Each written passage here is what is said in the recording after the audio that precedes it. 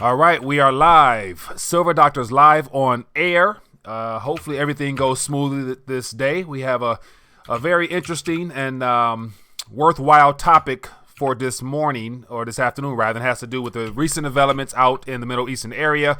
Want to get your thoughts on it. Want to find out where you stand and what you think is coming. And then we'll also share our opinions, so let's keep it user-friendly. And so with that being the case, welcome. My name is Mike, the co-host. Got my better half, Mr. Half Dollar. How you doing, Mr. Half Dollar?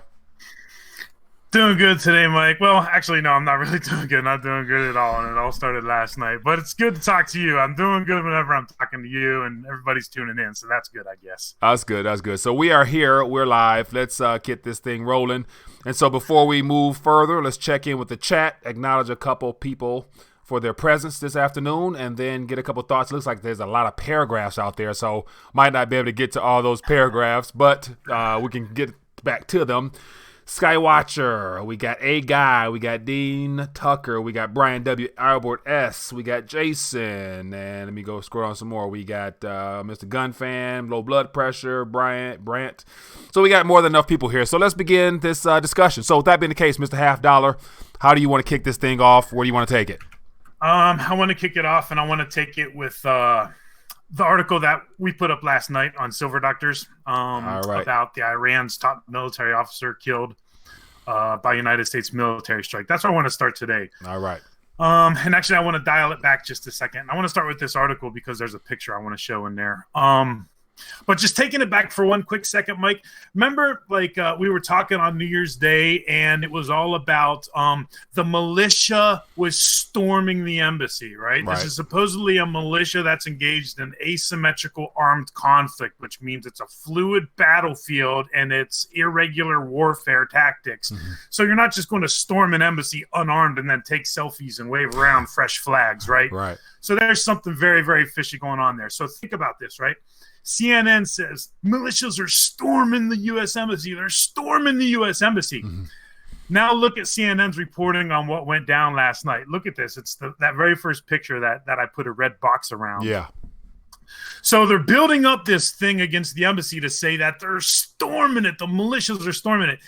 And then this killing of the top officer, the top general, right, in Iran, they're saying it's just like he's just some 2-bit punk in the army or something, right? They're saying rocket attack in Baghdad killed senior official paramilitary group. Like he's just some nobody. Mm-hmm. Mike, this has literally just sparked something major. Some major things are going to happen, and millions and millions of people are just like livid right now at the United States. Mm-hmm. And the deep state and the globalists are doing a great job because all morning long, all I can see on Twitter, I can see it in the chat here, is just this is something that is just dividing the United States in and of itself too. Mm-hmm. So we got, the United States going after Iran going after the United States, the rest of the world mad at the United States. You got half America liking this, half America not standing for this. I mean, this is just a bad development all around. So basically what has happened is, we've been following the series of events, and then last night we've had what appears to be some sort of climax event, which is going to start something, which is that a strike on Soleimani, right, who was the top general for the Iran's Revolutionary Quds forces, or whatever it is that they're exactly called there. Right. So there's a lot of interesting things there, and this is just a bad development one way or another. So I'll just stop there and let you get some initial thoughts on that. All right. So with that being the case, I had a chance to read a couple articles from different sources, and I'm of the mindset that once again, I kind of foresaw this. I remember you mentioned this a week or two ago about how we end the year off and how we start the new year off, and clearly the war drums were beating weeks ago, and it's not by coincidence that right now they have taken, or the United States government has taken the first strike. And so by killing someone that I read a tweet by President Trump about an hour ago referring to this gentleman here as being a terrorist in nature, but yet he wasn't truly considered a terrorist because it wasn't a full-fledged narrative that was adopted by other countries. And so it was quoted as saying that this is the biggest military strike or biggest blow in this century or something like that by killing this particular gentleman here. And so the question is, one among several, is why was he in Iraq at the international airport, according to information here? And then what does killing him really do further other than pull the first trigger in creating some type of war that was already preemptive? Like, the U.S. been looking for a reason to escalate this thing, and they might have just found this. And so now I saw another tweet by China referencing that, we need to calm down, de-escalate this, don't take this further. And so now it's a matter of what happens in the next 48 hours. What type of retaliation do you see coming? Yeah, this is beyond just a simple escalation anymore. I mean, this is just taken up to a whole new level. That's an interesting question. Why was he in Iraq? It's interesting because Pompeo's out there saying, we thwarted an imminent attack from Iran. I mean, do we really know that? That's what we're being told, right? Our government lies to us all the time, right? All the time, right? And Trump's administration is full of deep state globalists such as Pompeo himself, right? So why was he at the U.S. Embassy there? Why was he in Iran? Well, maybe he was lured in there because he thought he was brokering some sort of peace deal. Or maybe it was, why does President Trump go to North Korea? Why does President Trump meet with Putin, right? Because, I mean, just because you're enemies or whatever, it doesn't mean that you can't meet and try and have diplomatic dialogue. Do you see what I mean? So something is very, very wrong here.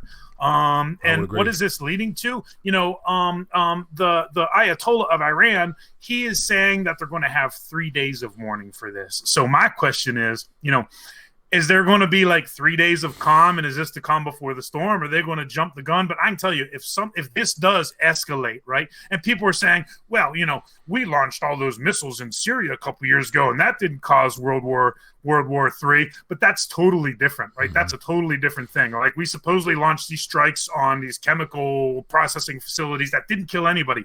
Here, we literally took out the number 2 man of Iran, right? So this is totally different. You can't even compare it like that. Any thoughts so far on any of that, Mike? Yeah, what I'm anticipating as a response to the events that has occurred within the last 24 hours is that this, to me, is depending on how Iran, because Iran will not act alone in this. They will be looking to get consultation from China and Russia, especially that whole joint military action that just took place a couple of weeks ago, give or take, in the seas over there.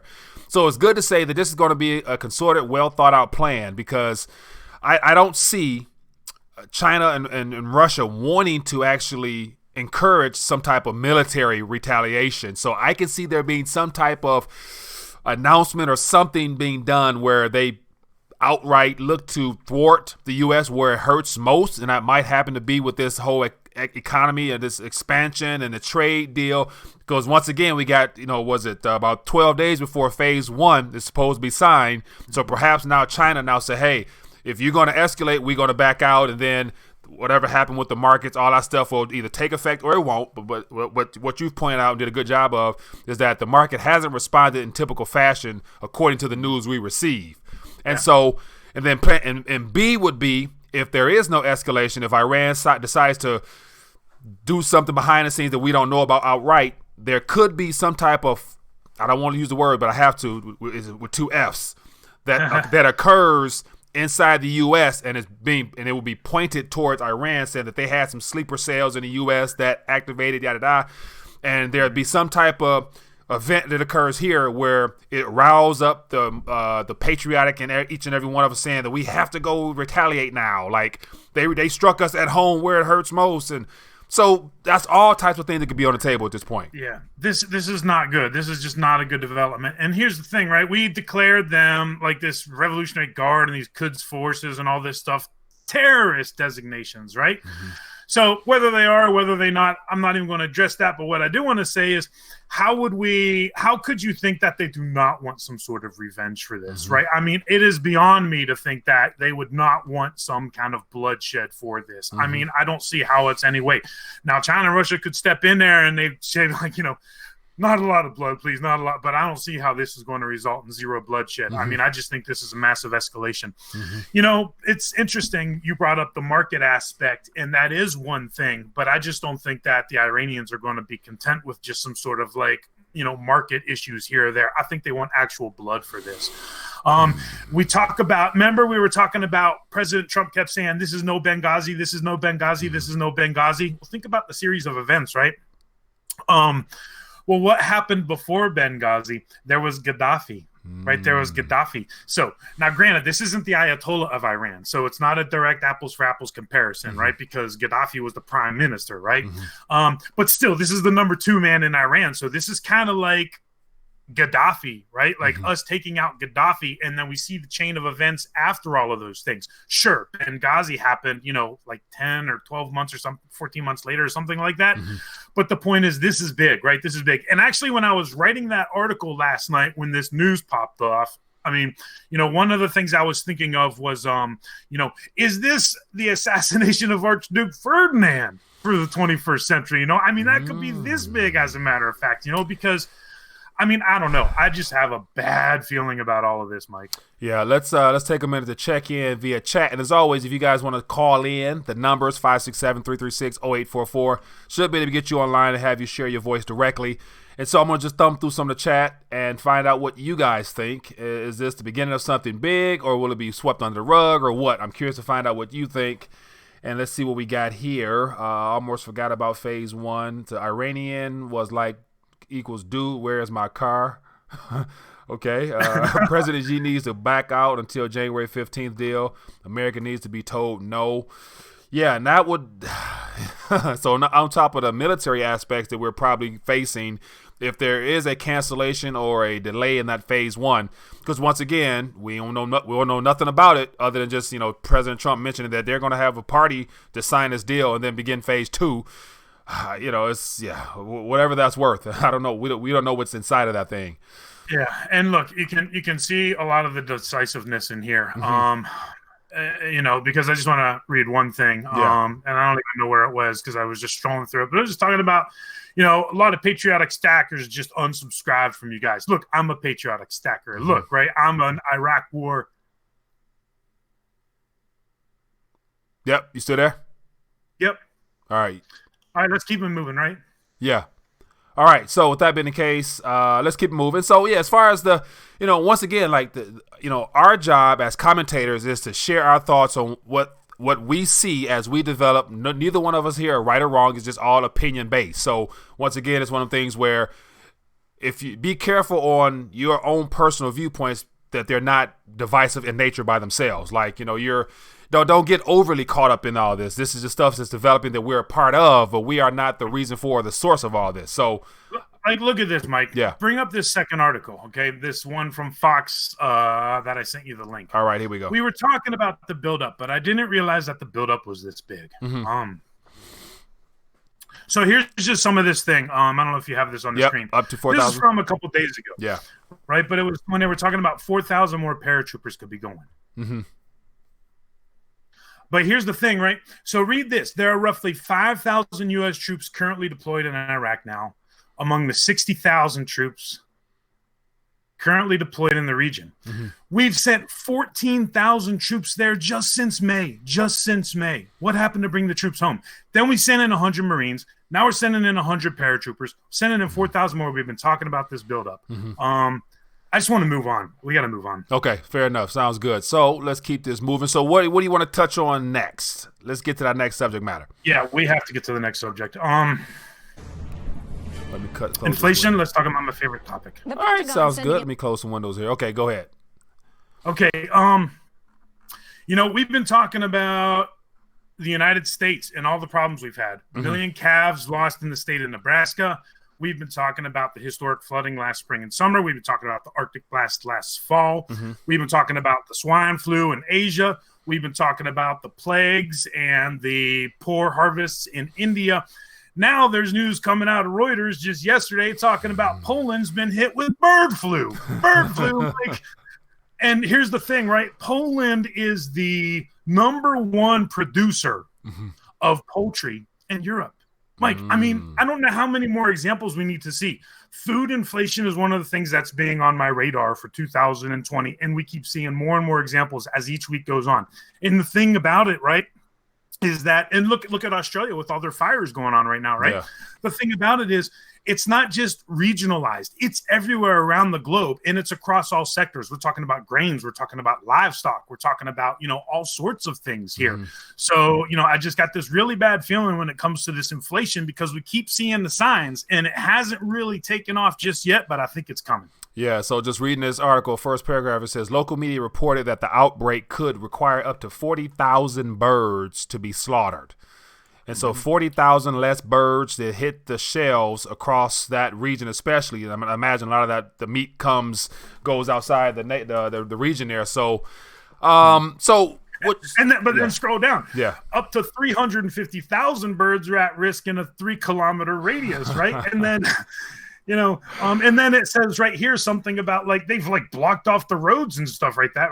Polaris police showed police cars blocking the roads in and out of the area. This is, so this could be a lot more than just 40,000 birds. Yeah. And do you remember last year there were those ICE raids on the poultry processing facilities here in the United States, and hundreds and hundreds and hundreds of illegal immigrants were taken on the spot that one day through 7 different states. Yeah. And that was one of the things where I was like, these are hits just in general. You got a hit in poultry in the United States last year. You got a hit in Europe in poultry this year. You got all this stuff going on. This is spelling inflation this year. Yeah, I would agree. So you anticipate there being some type of increase, or is it probably occurring gradually right now? I haven't paid attention to the grocery store, so I might need to start paying attention more, or checking in with my wife to find out if she's noticed any increase in goods or whatnot. But so what I think I'm probably going to do is start keeping a track of our particular groceries in general, and just tracking it throughout the year to see what type of changes as far as the price of it going up. So I'm gonna make note of that. So yeah, definitely. That'd be my own little indicator of what inflation's like in my own home. yeah. So, oh man, interesting.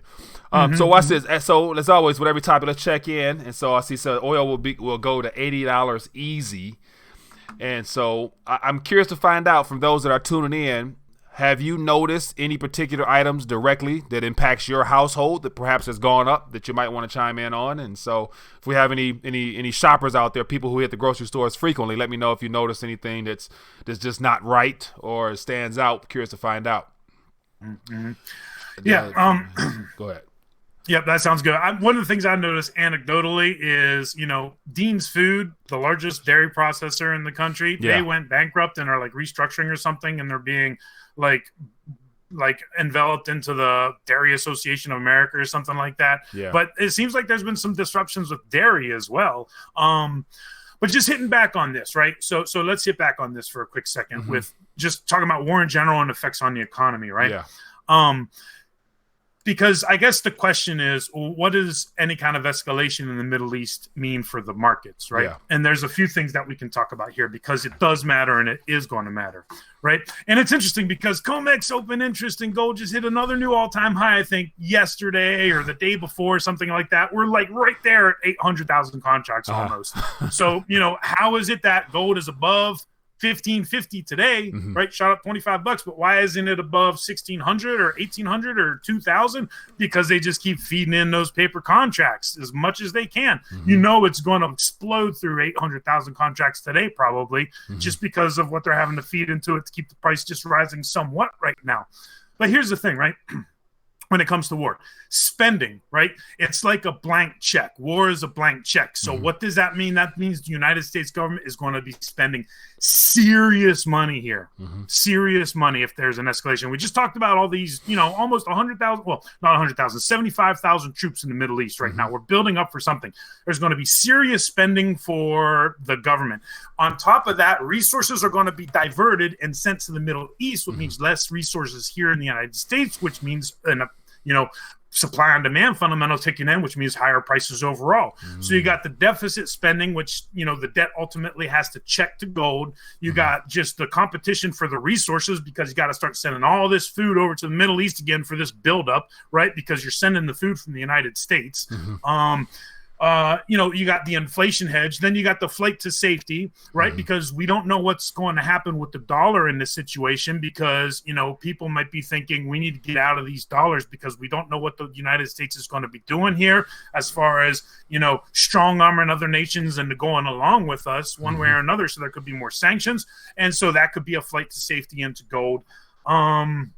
Potential terrorist attack on the scale. You hit on this at the start of the show. So a potential terrorist attack, something on a scale of 9/11, or even half that, or even a quarter of that. Remember, the market's shut down after 9/11. If there's some kind of issue like that, that comes as a result of this, that can have a huge impact on the markets to even shutting it down, right? So there are just so many ways that this is going to affect. The fear trade, right? When it comes to oil, right? There's a fear premium that gets added onto oil. And, none of the markets are really pricing any of this stuff in. You look at the headlines and it's like Dow plummets 200 points because of this. It's like 200 points. That's like nothing. That is absolutely nothing.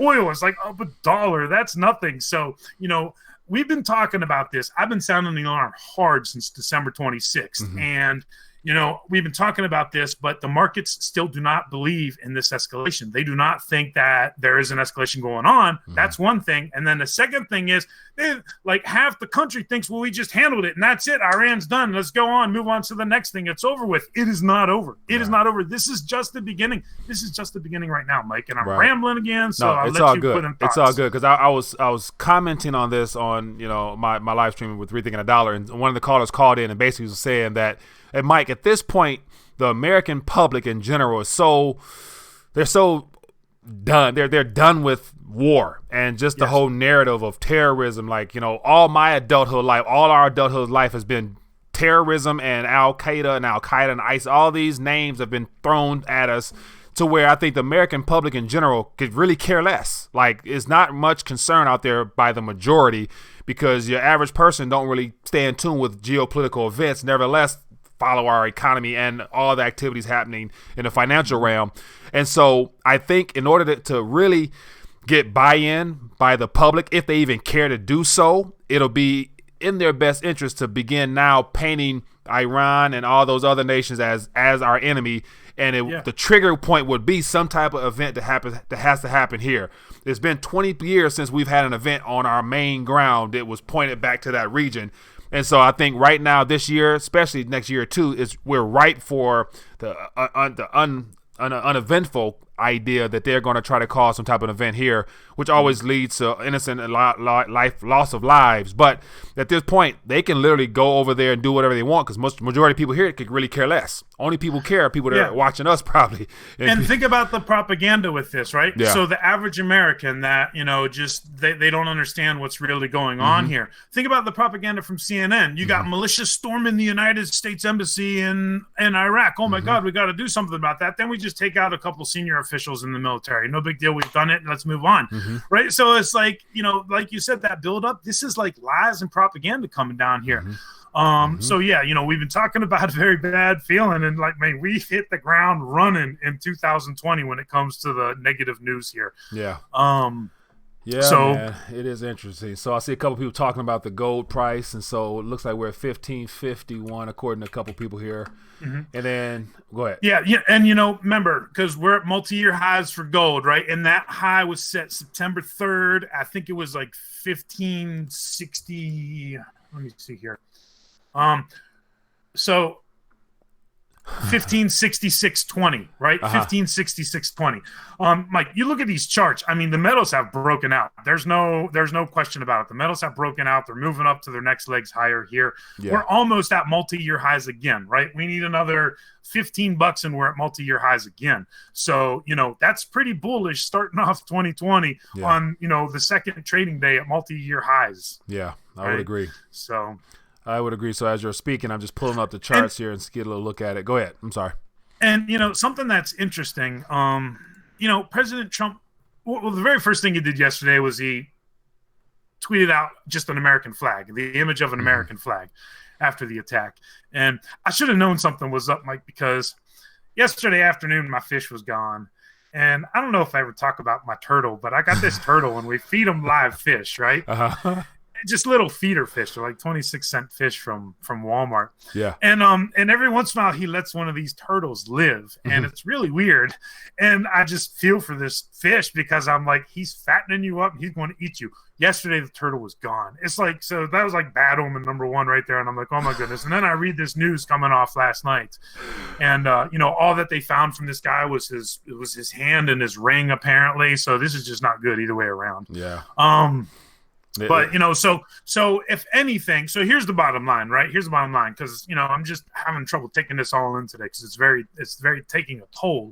But here's the bottom line with that, right? The bottom line is, if the fundamentals for gold and silver were bullish before, well, they just got turned up to 11 now. Yeah. So if we're seeing any weakness in price, or if the metals aren't moving, or if there's a delayed reaction, that's just a gift here, because all that means is they're feeding paper in to just try and stem the tide for a little while longer. Yeah.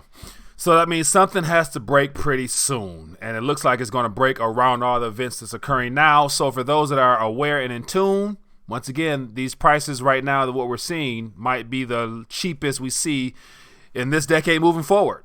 And so I'm of the mindset that definitely as we get into the 2020s and beyond, and as more and more problems arise, as well as all the geopolitical events and monetary issues begin to really pop their heads above ground, there's going to be less time for people to really take advantage of these prices. So right now is one of the best times to get your weight up, as I always say.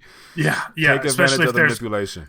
Especially if there's going to be 3 days of, because that's going to put us at Sunday, right, when the markets are opening again, right? So this is one of those weekends where if people have a stake in the paper financial markets, they need to be paying attention this weekend, especially on Sunday evening.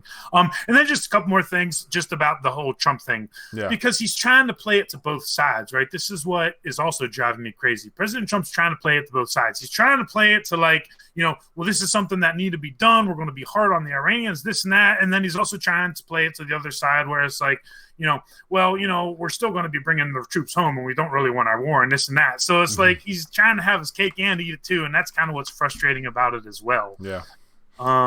So this is turning out to be a fast pace. Last year was the year of civil unrest popping up individually, right, in individual nations. But this year might be the year of not civil unrest, but war popping off, and it could be popping off in various locations here. Yeah. So you got to say a prayer for the U.S. military, because they are at serious risk right now, very serious risk. Whether you think that it's good or it's bad that this guy was killed by the United States last night, either way, this puts the United States military at very serious risk. Yeah, it does. And so just especially that the recent budget deal that was passed, of where over half of that was dedicated towards military, stuff like that, lets me know that there was a plan all along to provide the funding for some type of escalation head into this year. So the fact that I think it was over $700 billion was put aside for military aid and things of that nature.